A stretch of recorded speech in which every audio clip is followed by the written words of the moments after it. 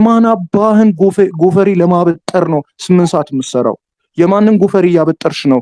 ጠዋት 2 ሰዓት ወጥተሽ ማታ 8 ሰዓት ከሰዓት 8 ሰዓት ወደ ቤትሽ የምትገቢው ማን ፈቅዶልሽ ነው? 16 ሰዓት ለምንድን ነው ማንሰራው? እንደ ሀበሻ ለምንድን ነው 12 ሰዓት ሲሆን ሰልፍ የሚጨናነቀው? የምሬን እኮ ነው የማወራችሁ። ምን ትሰራላችሁ ቤት ገብታችሁ እስከ 3 ሰዓት እስከ 4 ሰዓት እስከ 40 ዓመታችሁ እስከ 35 ዓመታችሁ እስከ 30 ዓመታችሁ ግጥም አድርጋችሁ ሰርታችሁ ከዛ በኋላ አውት ኦፍ ዩር አሴት ሳትኖሩም እንዴ? አባታችሁ አሁንም አምሽቶ እየገባ የሚያበላችሁ የሚያጠጣችሁ ልጆች ታደላችሁ። ኦነስትሊ ምን እየሰራችሁ ነው እናንተ? ችግር የለውም ቢዝነስ ከኛ ጋር አትስሩ፣ ኔትወርክ ማርኬቲንግ አትስሩ፣ ኢትስ ኦኬ። ጫማ አጠርጉም እንዴ? አትሊስት ሊስትሮ አንድ ጫማ ሲጠርግ 30 ብር ነው የሚያገኘው።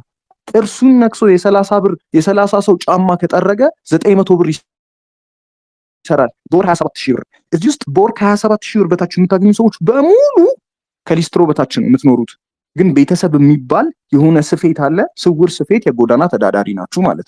የጎዳና ተዳዳሪ ያልሆናችሁት ጫማው ስለተሰፋ ነው። ጫማውን የሚሰፋው ማነው? አባትና እናታችሁ ናቸው። they pay the price